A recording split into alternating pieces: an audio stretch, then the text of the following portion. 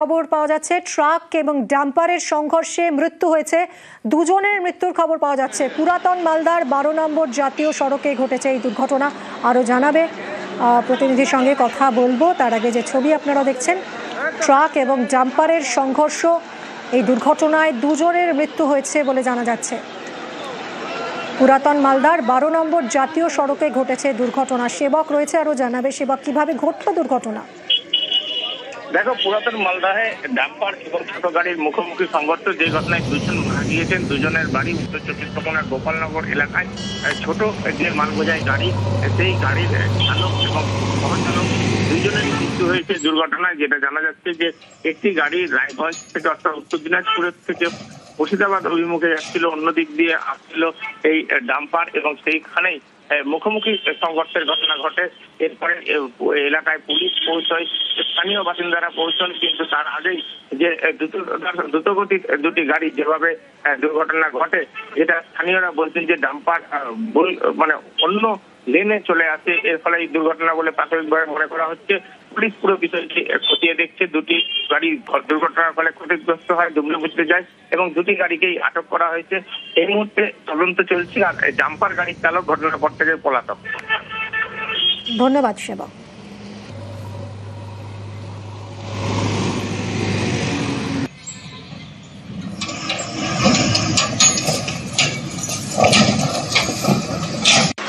একটা অ্যাক্সিডেন্ট হয়েছে। আচ্ছা, এটা ছোট গাড়ি সেট থেকে আসছিল, আর এই যে ডিলার আছে ডাম্পার আছে, এটা এই সাইড থেকে রং সাইড দিয়ে আসছিল। দুজনেই মুখোমুখি হয়ে ছোট গাড়ির ড্রাইভার খালাসি দুজনেই স্পটে মারা যায়।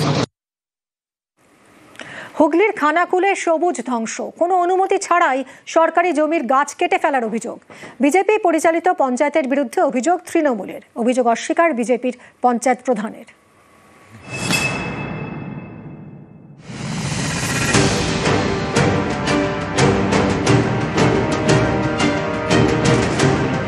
একের পর এক গাছ কেটে ফেলা হয়েছে। রাস্তার পাশে পড়ে রয়েছে শয়ে শয়ে গাছের গুঁড়ি। হুগলির খানাকুল, এখানকার ঠাকুরানীচক পঞ্চায়েত এলাকা দিয়ে বয়ে গিয়েছে অরোরা খাল।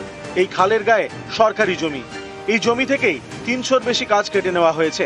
বন দপ্তরের দাবি, গাছ কাটার জন্য অনুমতি নিতে হয়, কিন্তু এক্ষেত্রে তাদের থেকে কোনো অনুমতি নেওয়া হয়নি বলে দাবি।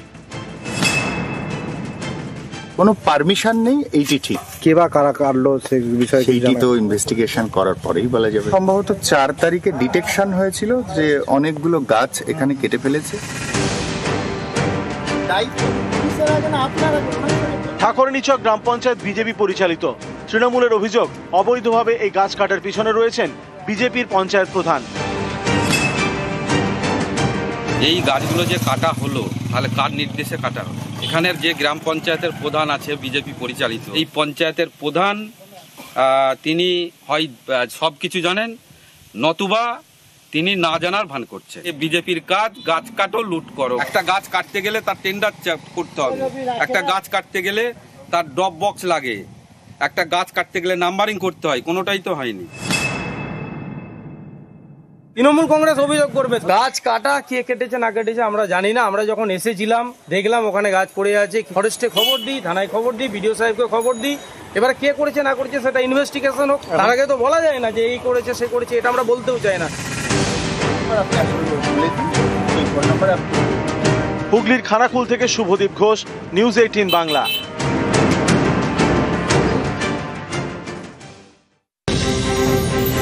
সোনার ব্যবসায়ী খুনে অভিযোগ জলপাইগুড়ির রাজগঞ্জের বিডিওর বিরুদ্ধে। এই ঘটনায় ইতিমধ্যেই দুজনকে গ্রেফতার করেছে পুলিশ এবং এই দুজনকে জেরায় যে তথ্য উঠে আসছে তা আরো বিপদ বাড়াচ্ছে বিডিওর। কথা বলবো, অনুপ রয়েছে সঙ্গে। অনুপ, তুফান থাপা, রাজু ঢালি, এই দুজনকে গ্রেফতার করেছে পুলিশ এবং বিডিও দাবি করেছেন এদেরকে তিনি চেনেন না। এদের জেরায় কি পাওয়া যাচ্ছে, কি বলছেন এরা?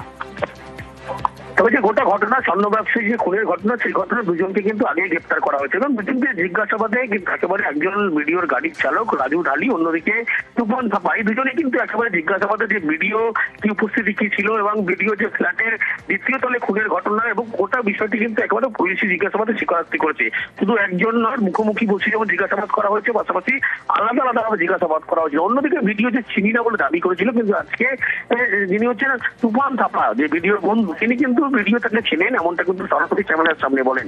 এবং গোটা যে বিষয় খুনের ঘটনা, সেটা কিন্তু ভিডিওর যে ভূমিকা সবথেকে গুরুত্বপূর্ণ ছিল, দেহ লোপাট থেকে শুরু করে মারধর তিনিই কিন্তু বেশি করেছিলেন বলে এমনটাই কিন্তু স্পষ্ট করেছে। এবং ভিডিওর যে ফ্ল্যাট, পুলিশের পক্ষ থেকে সেই ফ্ল্যাটে ইতিমধ্যেই ফরেন্সিক আধিকারিক দিয়ে নমুনা সংগ্রহ করা হবে এমনটাই স্পষ্ট করা হচ্ছে। এবং জিজ্ঞাসাবাদে মূলত স্বীকারোক্তি যে এই ফ্ল্যাটের মধ্যেই দ্বিতীয় তলে কিন্তু একেবারে এই গোটা খুনের ঘটনা ঘটেছে, মারধর করে খুনের ঘটনা ঘটেছে। পুলিশের পক্ষ থেকে ইতিমধ্যেই সেখানে ফরেন্সিক দিয়ে নমুনা সংগ্রহ করানো হবে বলে এমনটাও স্পষ্ট করা হচ্ছে। ধন্যবাদ অনুপ। কি বলেছেন তুফান থাপা শুনবো। তুফান ভিডিও বলছে তোমাকে চেনে না, ভিডিও বলছে তোমাকে চেনে না, তোমার সঙ্গে কোনো লিঙ্ক নেই, কি বলবে? আমার চিনে। তুফান ভিডিও বলছে তোমাকে চেনে না, ভিডিও বলছে তোমাকে চেনে না, তোমার সঙ্গে কোনো লিঙ্ক নেই, কি বলবে? আমার চিনে। তুফান থাপা বলছেন তাকে চেনেন ভিডিও, কিন্তু গতকালই ভিডিও দাবি করেছিলেন তিনি আদৌ চেনেনই না তুফান থাপাকে। শুনুন কি বলেছিলেন ভিডিও। ঘনিষ্ঠ বলতে আমি কিছু বুঝি না, কারণ আমি যেহেতু একজন ব্লক ডেভেলপমেন্ট অফিসার হিসেবে কর্মরত আছি। আমার পশ্চিমবঙ্গের সমস্ত নাগরিকেই আমার সবাই পরিচিত থাকবে, আমাকে সবাই চিনবে, আধিকারিক হিসেবে চিনবে। যে আমি আগেও বলেছি এটা ষড়যন্ত্র চলছে, চক্রান্ত চলছে, ষড়যন্ত্রকারীরা বেশি দূর আর দৌড়াতে পারবে না। নিউ টাউনের বহুতলেই সোনা ব্যবসায়ীকে খুন, বহুতলটি রাজগঞ্জের ভিডিও প্রশান্ত বর্মনের বলে দাবি। নিউ টাউনে সোনা ব্যবসায়ী খুনে চাঞ্চল্যকর তথ্য উঠে এসছে। অনুপ রয়েছে সঙ্গে, আরো জানাবে। অনুপ, আপডেট দাও। মূলত যে ফ্ল্যাটের মধ্যে যে খুনের ঘটনা ঘটেছিল, ভিডিও গোটা ঘটনা ঘটেছিল স্বর্ণ ব্যবসায়ী খুনের ঘটনা এবং জিজ্ঞাসাবাদ, সেই জিজ্ঞাসাবাদে কিন্তু বেশ কিছু চাঞ্চল্যকর তথ্য উঠে আসছে। এর আগে তারা একটা জিজ্ঞাসাবাদে জানিয়েছিল 6 জন মিলে কিন্তু এই গোটা ঘটনা ঘটিয়েছিল ভিডিওকে নিয়ে। ভিডিও সব থেকে যে বড় উপস্থিতি ছিল, তিনি কিন্তু অপহরণ করে গাড়ি থেকে তুলছিলেন এবং গাড়ি থেকে নামানোর মুহূর্ত থেকে শুরু করে ফ্ল্যাটের মধ্যে প্রবেশ করানো এবং যে ফ্ল্যাটে মূলত খুনের ঘটনা ঘটেছে স্বর্ণ ব্যবসায়ীকে, ভিডিও নিজে কিন্তু একেবারে কলার ধরে দোতলায় নিয়ে গেছিল এবং সেখানেই কিন্তু একেবারে মারধর করা হয়। পরবর্তী ক্ষেত্রে খুনের ঘটনা ঘটে। ইতিমধ্যে ভিডিওর যে বন্ধু তুফান থাপা, তাকে জিজ্ঞাসাবাদ করে, তিনিও কিন্তু একেবারে ভিডিওর এই ভিডিও কি ভূমিকা ছিল, ভিডিও গোটা ঘটনা প্রথম থেকে ঘটিয়েছিল, তিনি কিন্তু একেবারে স্বীকার করছেন। অন্যদিকে গাড়ির চালক, তিনিও কিন্তু স্বীকার করছেন প্রত্যেকে যেমন মারধর করেছিল, ভিডিও বেশি মারধর করেছিল। একেবারে ফ্ল্যাটের মধ্যে দ্বিতীয় তলে মূলত মারধর করা হতো। মাথায় যখন আঘাত লাগে সেই সময় কিন্তু তার সংজ্ঞাহীন হয়ে পড়ে, চোখ দিয়ে রক্ত বের থাকে, তারপরেই তার মৃত্যু নিশ্চিত হয়। এরপরে দেহ লোপাট সেই ফ্ল্যাটের দ্বিতীয় তল থেকে নিচে নামানো হয়, দেহ নীলবাতি গাড়িতে তোলা হয়, তারপরে কিন্তু একেবারে দেহ ফেলা হয়েছিল নিউ টাউন যাত্রার জন্য খালপাড়ে। আর এখানেই গোটা ঘটনা যে জিজ্ঞাসাবাদ, সেই জিজ্ঞাসাবাদের স্বীকারোক্তি, ভিডিওই গোটা ঘটনা কিন্তু ঘটিয়েছিল এবং তার যে ফ্ল্যাটের দ্বিতীয় তলায় এই গোটা ঘটনা ঘটেছিল। ধন্যবাদ অনুপ।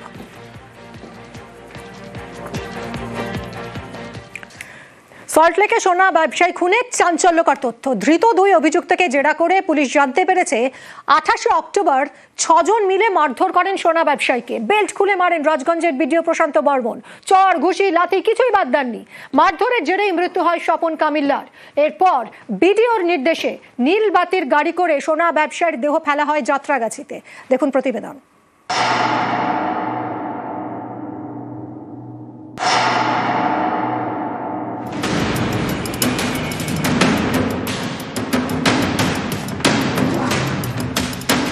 সল্টলেকের দত্তাবাদে দোকান সোনা ব্যবসায়ী স্বপন কামিল্লার। গত 30 অক্টোবর নিউ টাউনের যাত্রাগাছি থেকে তাঁর ক্ষতবিক্ষত দেহ উদ্ধার হয়। পরিবার খুনের অভিযোগ করেছে জলপাইগুড়ির রাজগঞ্জের ভিডিও প্রশান্ত বর্মনের বিরুদ্ধে।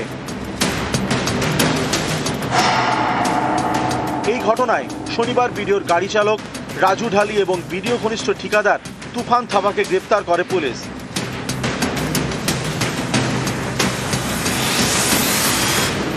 তাদের জেরা করে মিলেছে চাঞ্চল্যকর তথ্য।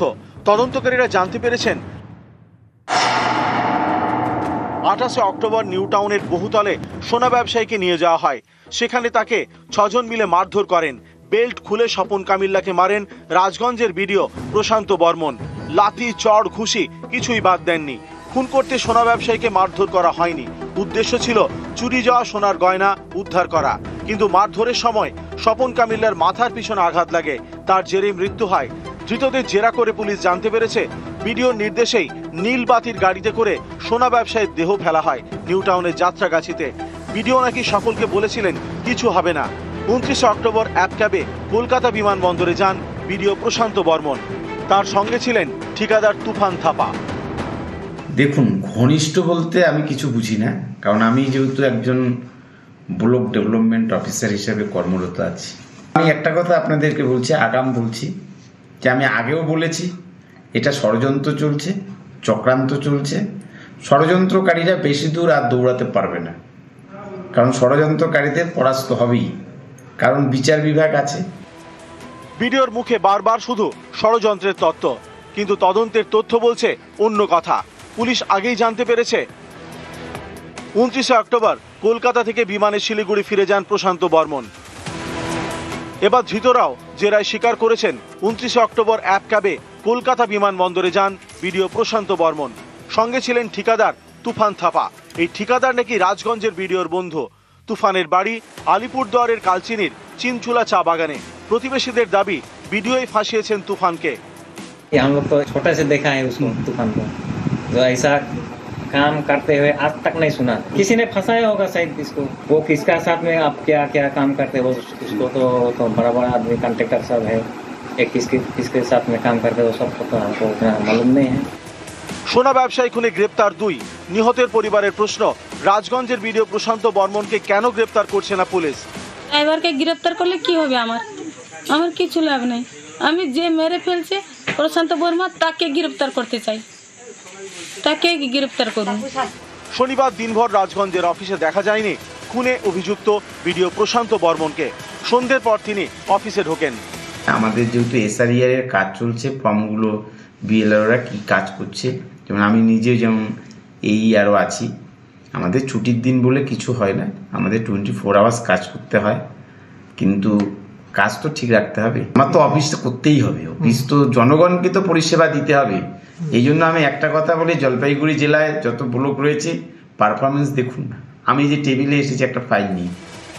নিউজ 18 বাংলা।